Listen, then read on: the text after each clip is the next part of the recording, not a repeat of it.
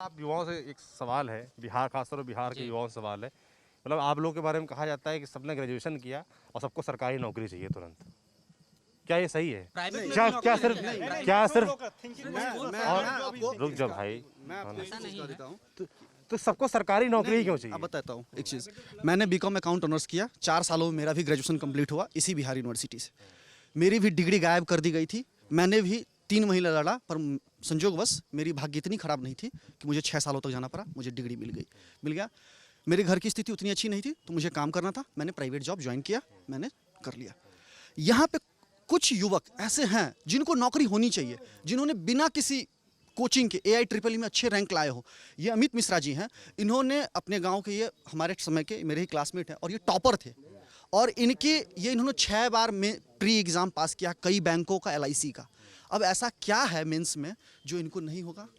पर वहीं पे इनसे कम नंबर लाने वाले बहुत से ऐसे कैटेगरी हैं जो पा जाती है। ऐसा क्या रीज़न है? और ऐसा नहीं है कि यहाँ का युवक नौकरी करने के लिए सरकारी नौकरी ढूंढता है, नहीं। यहाँ मेंटालिटी ऐसा बनाया गया, यहाँ ऐसी मेंटालिटी। और क्यों ना करें? अगर ऐसा ही सोच है हमारी, तो हम क्यों ना करें? हमारे यहाँ ना कोई नौकरी की व्यवस्था है, कहाँ जाएं? माता पिता का 2 बच्चा है, एक बच्चा पहले ही कमाने के लिए बाहर निकल चुका है, दूसरा बच्चा क्या सोचे? एडिशनल यहाँ पे कुछ है ऐसा? या तो आप व्यापार खोलो, व्यापार के लिए वैसी व्यवस्था नहीं है। अब एक व्यापारी हैं, ये हमारे हैं, इनका यहाँ बॉर्डर है, बंद है। क्यों बंद है? बस इसलिए बंद है क्योंकि आपका वैचारिक संबंध सही नहीं। जनता तो पिस रही है, जनता को कौन देख रहा है? यहाँ इतने सारे लोग हैं, जनता स्कूल बंद है, सब कुछ खुल सकता है। आप और हम ऐसे बात कर सकते हैं। मैं बिना मास्क लगाए, मैं अवहेलना कर रहा हूँ, जो नियम बना हुआ है कोविड के उसका अवहेलना कर रहा हूँ। मैं पूरी तरह से जागरूक हूँ इस बात के लिए, इसके लिए जो भी है वो मैं मान रहा हूँ। पर स्कूल बंद है, उस प्राइवेट स्कूल के टीचर के लिए कौन सोच रहा है? आप उन युवाओं का कौन है माई बाप? यही तो नीतीश, हम नहीं कह रहे कि आप लालू यादव से कंपेयर नहीं कीजिए, पर समानांतर अपने आप को भी तो अवलोकित कीजिए कि आपने क्या किया। आपका जो 5 साल था, जिसके सर्टिफिकेट्स पे आपको वोट दिया गया था। पूछ रहे हैं बिहार का युवा उद्यमी क्यों नहीं बन रहा है? स्किल इंडिया की बात होती है, मोदी जी कह रहे हैं भाई स्किल इंडिया के सेंटर खुल रहे हैं, क्या वो उन चीज़ों में क्यों काम नहीं होता है? उसका भी एक रीजन भी कारण है। हम व्यवसायी हैं और उद्यमी नहीं बनने के पीछे भी कारण है। यहाँ पर हम लोग जो व्यापार में आते हैं, उनको सही व्यवस्था नहीं दिया जाता है। आज यदि हम ही लोगों को कोई व्यवस्था दिया जाए तो हम भी फैक्ट्री लगा सकते हैं, लेकिन जिस ऑफिस में जाइएगा कोई प्रमाण पत्र लेने, वह ऑफिस इतना दौड़ाएगा कि आप हार के छोड़ दीजिएगा। मेरे यहाँ एक बैंक है, जिस बैंक में आप जाइएगा तो अच्छे अच्छे जो भी व्यवसायी हैं, बैंक में इसलिए नहीं जाते हैं कि उनके लिए कोई फैसिलिटी नहीं है। मतलब जाते हैं तो मैनेजर का समय 10 बजे से शुरू होता है, वह 2 बजे आते हैं। आप कह रहे हैं कि दूसरे ऑप्शन नहीं है, इंडस्ट्री नहीं है, इंडस्ट्री है नहीं, क्या करेगा? और सबसे अच्छी बात है सरकारी नौकरी में जॉब सिक्योरिटी है। यहाँ पर तो कोई उद्योग तो लगा नहीं हुआ। जैसे अभी बैठे हुए हैं, कोई जो सरकारी नौकरी में उसको तो सैलरी मिल रही थी। तो यही सब सोच के बिहार के युवा सरकारी नौकरी में जाना चाहते हैं। सरकारी नौकरी के अलावा और क्या होना चाहिए? जैसे कि वादे हो रहे हैं भाई, मैनिफेस्टो भी आ रहे हैं, मैनिफेस्टो में तेजस्वी कह रहे हैं हम 10 लाख सरकारी नौकरी पहले सिग्नेचर पे देंगे। ये उनका थोड़ा सा बड़बोला। और वो बोल रहे हैं, बीजेपी वाले कह रहे हैं कि भाई हम 19 लाख रोजगार देंगे। क्या लगता है? 2 करोड़ मोदी जी 2 करोड़ दे रहे थे। अभी आप पहले तेजस्वी वाले बात करेंगे, फिर एक जानकारी देते हैं आपको। तेजस्वी ने जो कहा, पहली बात तो तेजस्वी को अगर सत्ता में आना था तो बेटर ये था कि वो हर सेक्टर को बताते कि यहाँ इतने सीट खाली हैं, हम यहाँ इतने को देंगे, और उसके लिए जो फंड लगने वाली है उस फंड का एक प्रोविजन वो जनता के सामने प्रस्तुत करते। क्योंकि बिहार जो युवा नौकरी मांग रहा है, वो युवा इतना जानकार है कि वो पैसे की प्रोविजन को समझे। क्या ये तो जरूरी है? तो एक पहला। दूसरा, आप कह रहे थे कि मोदी जी वाली बात आ गई। तो मोदी जी, उनका बैंकिंग सेक्टर प्राइवेटाइजेशन, उनका रेलवे सेक्टर प्राइवेटाइजेशन, उनका हर कुछ प्राइवेटाइजेशन। बस उनका जो अपना फंड है, उनके सांसदों का फंड, क्या उनका नहीं, वो खुद खांटी ईमानदार आदमी है, पर उनके आसपास जितने भी लोग हैं उनका है कि उनका फंड सरकारी रहेगा। यही चीज़ एक समस्या है। आप देखिए, आप कह रहे थे कि यहाँ लोकल में बात करते हैं, मुझे उनकी अभी बात नहीं करनी है। ये समस्या सबसे बड़ी है कि यहाँ पे आप कह रहे हैं कि आप रोजगार के लिए सरकारी नौकरी नहीं है, सही है, नौकरी होनी नहीं चाहिए, पर कृषि की व्यवस्था यहाँ सही से चकबंदी नहीं है। इस गांव में 5 नदियां बहती हैं, उसका प्रॉपर सिंचाई के लिए व्यवस्था नहीं है। कृषि के लिए कोई व्यवस्था नहीं है। MSP पर खरीदारी नहीं है, ना ही मंडी है। सरकार बोलती है कि MSP पर खरीदेंगे, लेकिन मेरे फादर फार्मर है और मैं दावे के साथ कहता हूं कि कोई MSP पर खरीदारी नहीं होती है। लोकल बाजार करते हैं पिताजी आप? सारे खेती करते हैं, धान और गेहूं का प्रॉपर खेती होती धान है। और गेहूँ सरकार कह रही है MSP पे हम बिहार में खरीद रहे हैं। आप यहाँ पर मैं तो बाहर आता हूँ प्रिपरेशन वगैरह के लिए, अभी लॉकडाउन में आया था। आप यहाँ पर जो भी फार्मर है बगल में बहुत सारे, उनसे पूछ लीजिए कि MSP पर खरीदारी होती है या नहीं होती है। क्यों नहीं होती MSP पे खरीदारी? मंडी नहीं है। सीतामढ़ी डिस्ट्रिक्ट के अंदर यहाँ पे सबसे बड़ी समस्या है कृषि में कि प्रॉपर सिंचाई की सुविधा नहीं है, और इस कारण बाढ़ सुखाड़ का हर साल मार पड़ता है। ऐसा नहीं कि इस बार आया तो अगला साल नहीं, डेफिनेट है कि अगला साल भी आएगा। क्या नाम है आपका? मेरा नाम मुकेश कुमार हुआ। करते हैं मैं अभी ग्रेजुएट हो चुका हूँ मैथमेटिक्स ऑनर्स से, एन कॉलेज से, मगध यूनिवर्सिटी से मैंने किया है। आप क्या कर रहे हैं? अभी फिलहाल SSC की तैयारी कर रहे हैं, बेरोजगार ही है।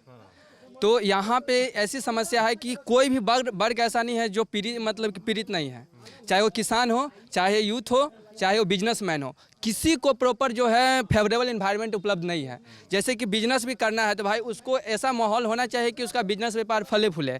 अभी 8 महीना से आलोक चाचा ने बोला कि मेरा बिजनेस व्यापार है, छोटे व्यापारी तो ऐसा ही बेच के भाग जाएगा, वो 8 महीना किराया नहीं दे पाएगा अपना। सबसे पहली बात है कि उसको इतना ज़्यादा बर्डन हो जाएगा कि फिर से रीस्टार्ट करने में उसका हालत ख़राब हो जाएगा, वो बिजनेस छोड़ने पे मजबूर हो जाएगा। ये हालत है। आप कह रहे हैं कि सबको नौकरी चाहिए, इसीलिए नौकरी चाहिए क्योंकि सब आदमी चाहता है अपना आपको स्टेबल करना, सिक्योर होना चाहता है। कोई इतना कैसे रिस्क लेगा?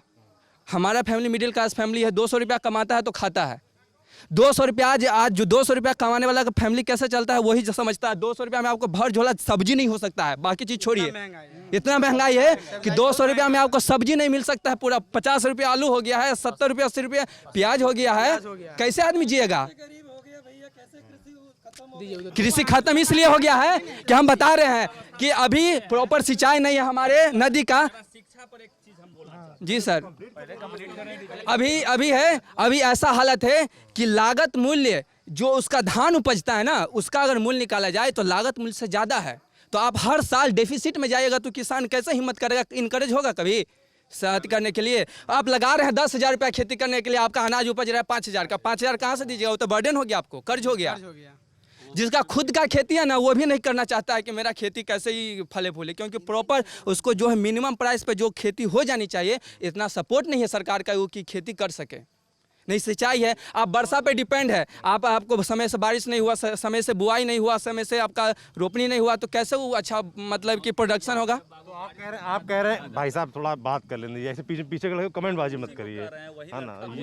हम ये कह रहे हैं, एक आदमी बोले ना एक बार, पीछे को डिस्टर्ब होता है ना। फिर आपकी बहुत बात सुनी है मैंने, अगर आप चाहते हैं आप भी से बात करता रहो तो बताइए फिर। मैं ये कह रहा हूँ, जैसे तुमने कहा कि भाई खेती किसानी की व्यवस्था नहीं है, और मैं बात कर रहा था नौकरियों की, युवाओं से कि सरकारी नौकरी क्यों चाहिए। तो क्या बिहार का युवा जो है, अगर सिंचाई की व्यवस्था हो, खेती किसानी की ठीक से व्यवस्था हो, तो नौकरी के बजाय किसानी कर सकता है? बिल्कुल बिल्कुल, बहुत सारे ऐसे आदमी हैं जो अपना किसानी कर सकते हैं। बहुत 5-5 बीघा खेत वाले किसानी छोड़ करके 10,000 की नौकरी पे जा रहा है। क्यों? क्योंकि उसको वहाँ पे प्रॉफिट नज़र नहीं आ रहा है। कम से कम कोई तो करेगा, उतना जनसंख्या तो सेट हो गया अपने जीविका के लिए।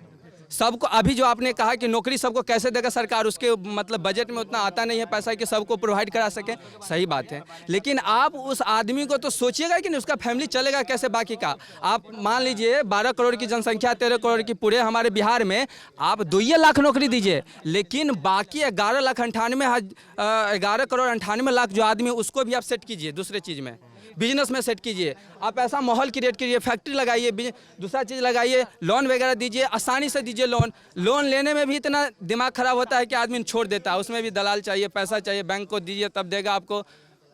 हर चीज़ का प्रॉब्लम है यहाँ पे। ऐसा एजुकेशन का तो बातें छोड़ दीजिए, हमारे मिडिल स्कूल में 9वां 10वां की बच्चा को, हम भी 2-4 बच्चा मेरे पास में पढ़ाता हूँ, मैं देखता हूँ बच्चा का लेवल इतना गिरा हुआ है कि 9-10 का बच्चा ट्रायंगल नहीं पहचान रहा है, उसको बेसिक कैलकुलेशन नहीं आता, जोड़ घटाव गुना भाग नहीं आता है, फिगर नहीं आइडेंटिफाई कर रहा है। कहाँ जा रहा है हम लोग, कहाँ कितना, जिस बिहार का नाम होता है IAS IPS में इतना ज़्यादा है, वो सब मतलब कहने की चीज़ है। भले ही यहाँ पे नेटिव है बिहार का, लेकिन उसका पढ़ाई लिखाई बिहार में नहीं हुआ होगा। ये डेफिनेट खराब हो रहा है बहुत ज़्यादा, जितना आप इमेजिन नहीं कर सकते उससे ज़्यादा गिर चुका है। 9वां 10वां का बच्चा का इतना हाल है कि उसका दे दीजिए तो मतलब दूसरा तीसरा का सवाल सॉल्व नहीं कर सकते, जोड़ घटाव नहीं कर सकते। सोशल इंजीनियरिंग की जो बात थी वो यही है कि शिक्षा में भी सोशल इंजीनियरिंग किया गया। जैसे वो कह रहे थे कि हमारी पत्नी को जीविका मिली कि वो खिचड़ी बना रही है। ऐसे हर जगह 4-5 महिलाओं को जीविका मिल गई। वहाँ बच्चे, गरीब तबके के बच्चे, क्योंकि अगर क्वालिटी खाना ना मिले पर अगर क्वालिटी एजुकेशन मिले तो जीवन में वो आगे जाके अपने लिए भोजन का प्रबंध कर सकता है, जैसे ये बच्चा किया।